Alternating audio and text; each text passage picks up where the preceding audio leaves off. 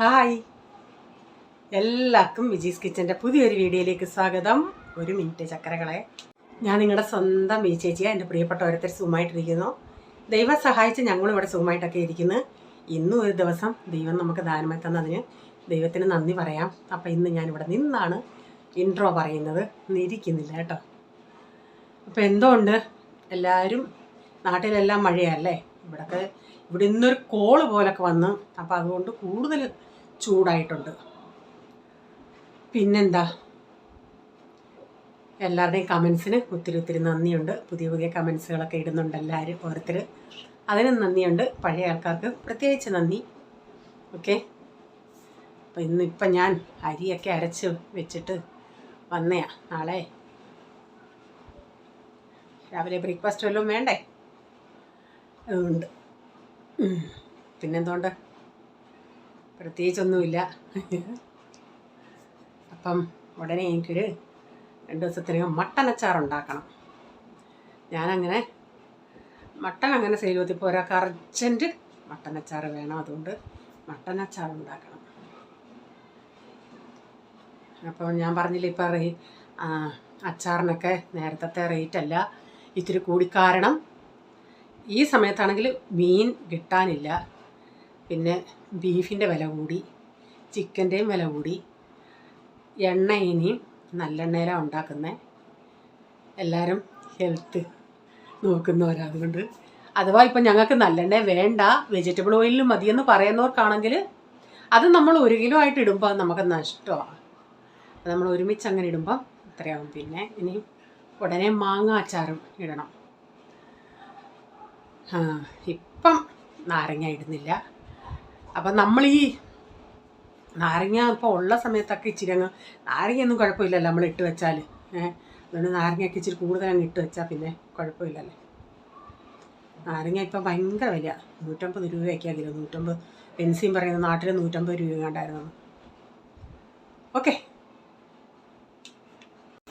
അപ്പം ഇന്ന് രാവിലെ ഇന്നലെ നമ്മുടെ ചോളപ്പൊടിയും കൊണ്ട് ഉപ്പുമാവ് ഉണ്ടാക്കി.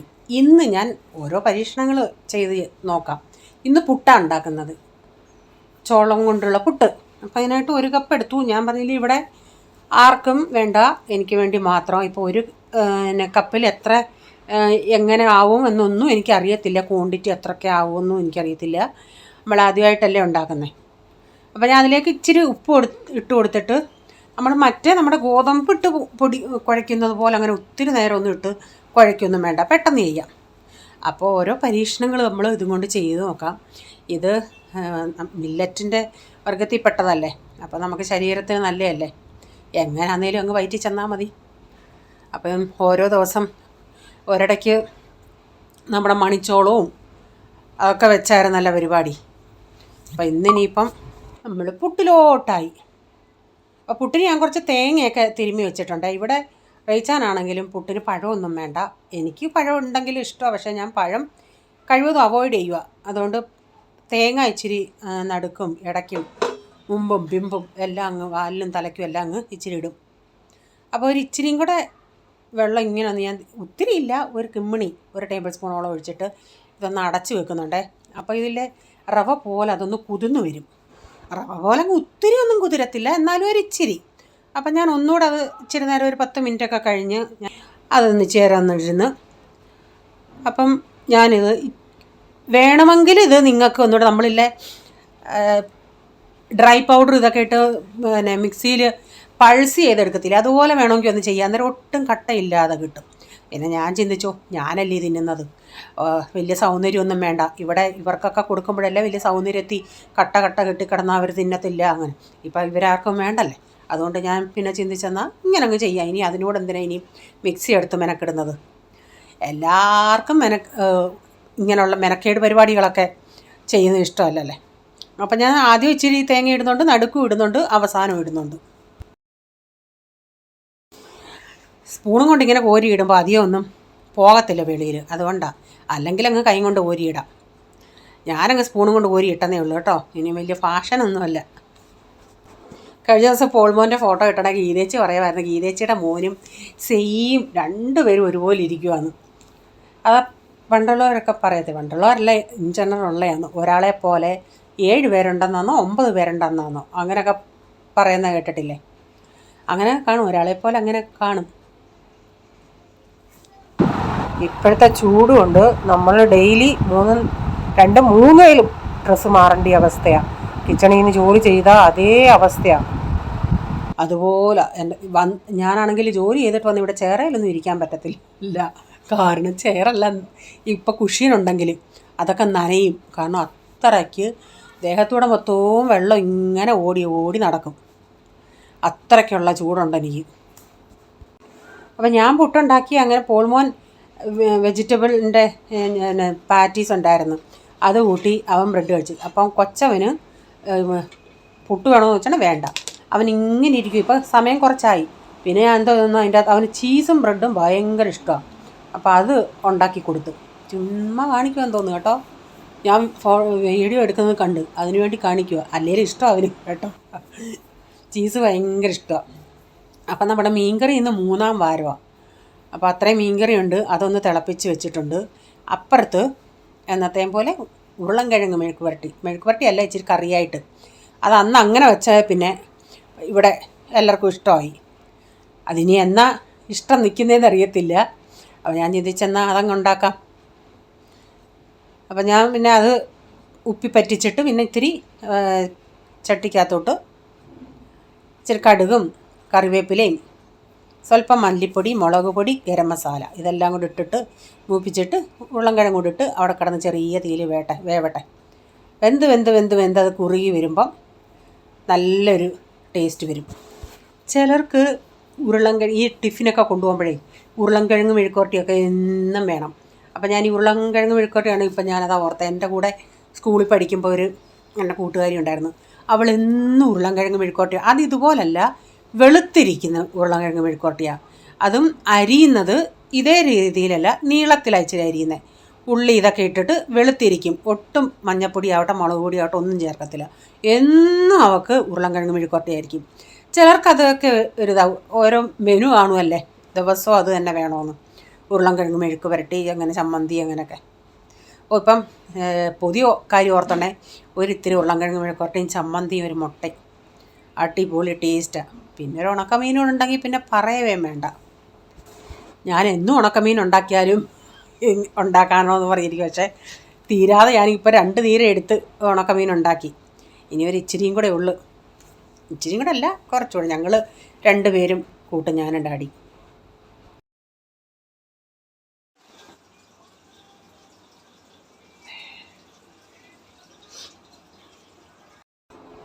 ആ മുളക് മൂത്തത് ഇച്ചിരി നല്ല ചൂടിൽ എണ്ണയിലോട്ട് ഇട്ടത് ഇത്തിരി ഒരു ഇതായിപ്പോയി. അതാ ഇത്തിരി എനിക്കൊരു ഇതുപോലെ തുമ്മലൊക്കെ പോലെ വന്നു.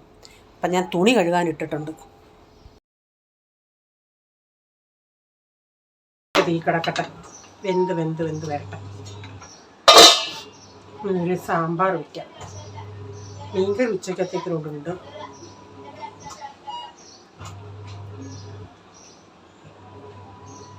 പിന്നെന്താ വെക്കുന്നത്? കായ ഇരിക്കൊണ്ട് വേണേ തോരൻ വെക്കാനും.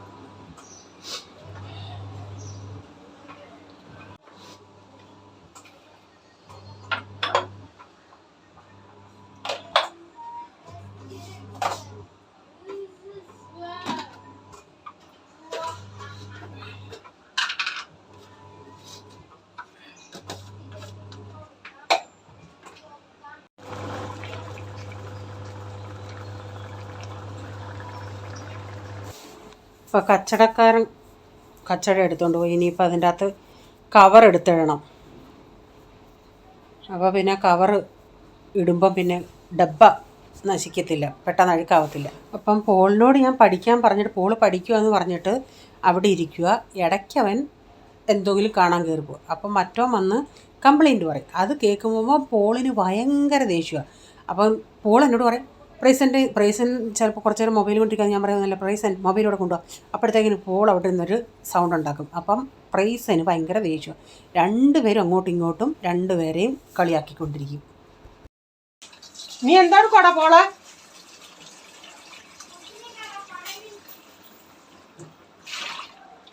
നീ എന്തോ പഠിക്കുന്നതെന്നുള്ളത് ഞാൻ ചോദിക്കും പോളിനോട്.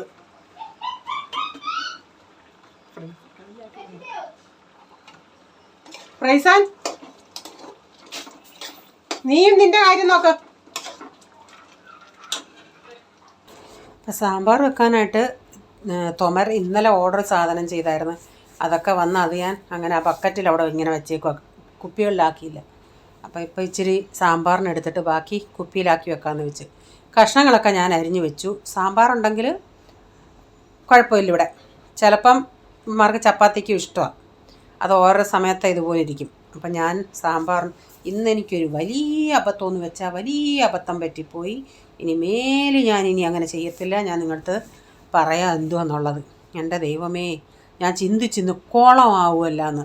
പക്ഷേ കുളമായില്ല. അങ്ങനൊരു കാര്യമായിപ്പോയി. ചില സമയത്ത് നമ്മുടെ പെട്ടെന്ന് ചെയ്യാനായിട്ട് പോകുന്ന ഓരോന്ന് അത് ഡബിൾ ഇതാവും. ഈ ചൂടൂടാവുമ്പോൾ പിന്നെ പല കാര്യങ്ങൾ അവിടെ ഇവിടെയൊക്കെ ആവും. എത്രയും പെട്ടെന്ന് ജോലി ചെയ്തിട്ട് കയറി പോകാനല്ലേ നോക്കുന്നത്. പക്ഷേ അങ്ങനെ പെട്ടെന്ന് നമ്മൾ ചെയ്യണമെന്ന് പറഞ്ഞിരിക്കുന്ന സമയത്ത് എന്തെങ്കിലും ഗുലുമാലൊപ്പിക്കും നമ്മൾ. അതിന് എല്ലാവരും കാണത്തില്ല. എല്ലാവരും നല്ല എക്സ്പെർട്ട് ആൾക്കാരായിരിക്കും. എൻ്റെ കൂട്ടായിരിക്കത്തില്ല. ഞാൻ ചിലപ്പോൾ ഇങ്ങനെയൊക്കെയാണ് കേട്ടോ. ഞാൻ തൊമര ഇങ്ങനെ ഇട്ടിട്ടേ മുളക് ഇങ്ങനെ വെക്കും. ഈ കീട വരാതിരിക്കാൻ നല്ലതെന്ന് പറയും. മുളകിൻ്റെ ആ വാൽഞ്ഞെട്ട് മേളിൽ വരത്തക്ക വിധത്തിൽ ഇങ്ങനെ കുത്തി വെക്കും.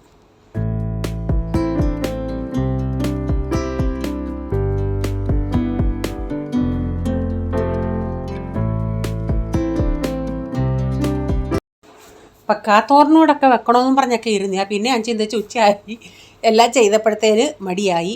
ഞാൻ ചിന്തിച്ചാൽ ഇന്നിനിയിപ്പം വൈകിട്ട് ഇവർ കഴിക്കാൻ ഇവർക്ക് ചോറ് വൈകിട്ട് പോരെ.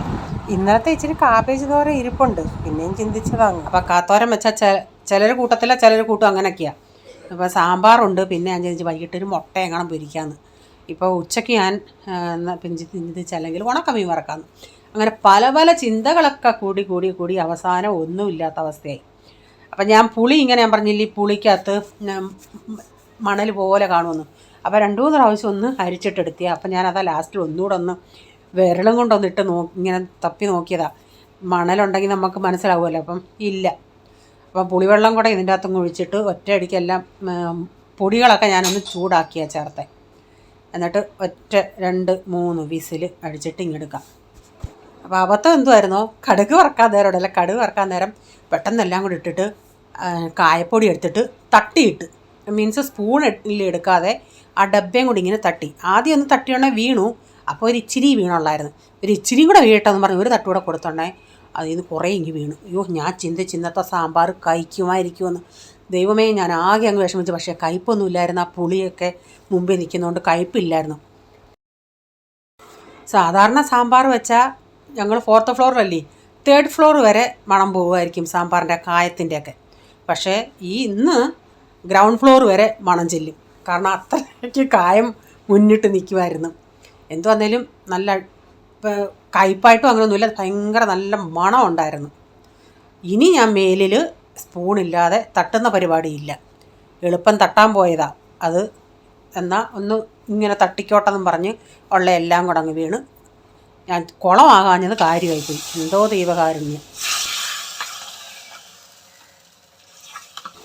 അപ്പം നമ്മുടെ സാമ്പാറും റെഡിയായി. അപ്പോൾ ഇന്നത്തെ വീഡിയോയിലെ വിശേഷം ഇതൊക്കെയായിരുന്നു. വീഡിയോ ഇഷ്ടമായെങ്കിൽ ഷെയർ ചെയ്യാനും ലൈക്ക് ചെയ്യാനും കമൻ്റ് ഇടാനും മറക്കരുത്. സബ്സ്ക്രൈബ് ചെയ്തിട്ടില്ലെങ്കിൽ, സബ്സ്ക്രൈബ് ചെയ്യാതെ ഈ ചാനൽ കാണുന്നുണ്ടെങ്കിൽ നിങ്ങളൊന്ന് സബ്സ്ക്രൈബ് കൂടെ ചെയ്തേരെ. ബെല്ലേക്ക് ബട്ടൺ പ്രസ് ചെയ്യുകയാണെങ്കിൽ ഓൾ എന്നൊരു ഓപ്ഷൻ വരും.